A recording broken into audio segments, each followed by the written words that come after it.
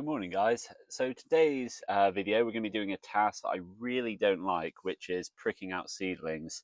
So I've got some Chinese cabbage, I've got some Mizuna that need pricking out, some chard that need pricking out, and all this lot as well. You'll be pleased to know I'm not going to make a video on the whole thing, but I'm just going to go through my technique on how I do the pricking out and why it's important we do spend the time doing this. Bear in mind, you don't have to prick out. If you just sow one seedling per pot, that's fine. You'll either get a seedling or you won't. That's why a lot of the time when I'm planting seedlings, I plant maybe 2 or 3 seeds per module or per pot. That way I know I'm definitely going to get at least one plant there. All right, so here we are. Fun can begin. I've got my pot that's filled with compost, made a small divot for me to sort of put the sort of pricked out plants in. And what I'm going to do is just talk you through my sort of process for this, because it is really easy to accidentally damage one of the plants, which is obviously what you really want to try and avoid. Um, so I'm going to pick something fairly easy looking. And now what I mean by easy looking is something that's quite young and that hasn't got too many leaves. So if, for example, I look at these two chard, you can see they've just got their 2 seedling leaves, and that's kind of it.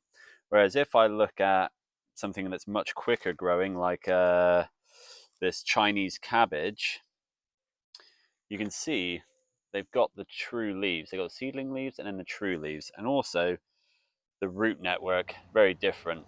Now, that is going to be very hard for me to separate without damaging one of the plants.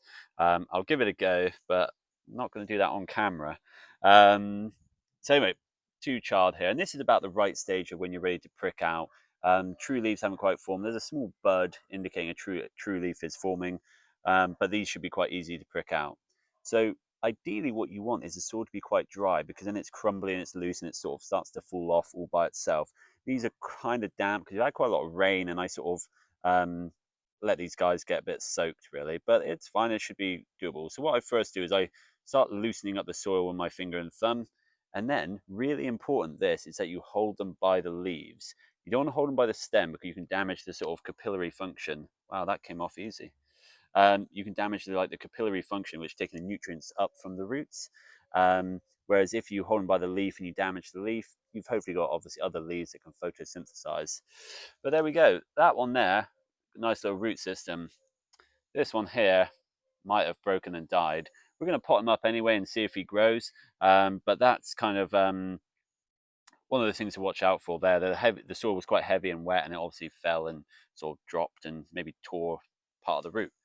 But this one here looks pretty good, so I'm just going to lower him in the pot and then pack in the compost around the stem and firm him down. Now, when you do this with young plants, they don't even know they've been pricked out or transplanted. It doesn't really matter for them.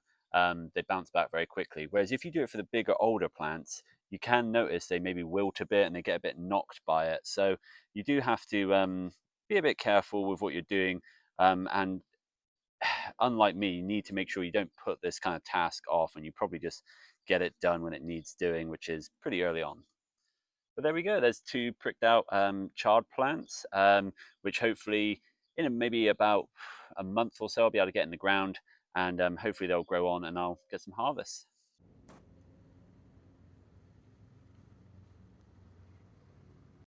As always, I hope you enjoy watching these videos, and if you do, don't forget to like and subscribe, and I'll see you again for more gardening videos.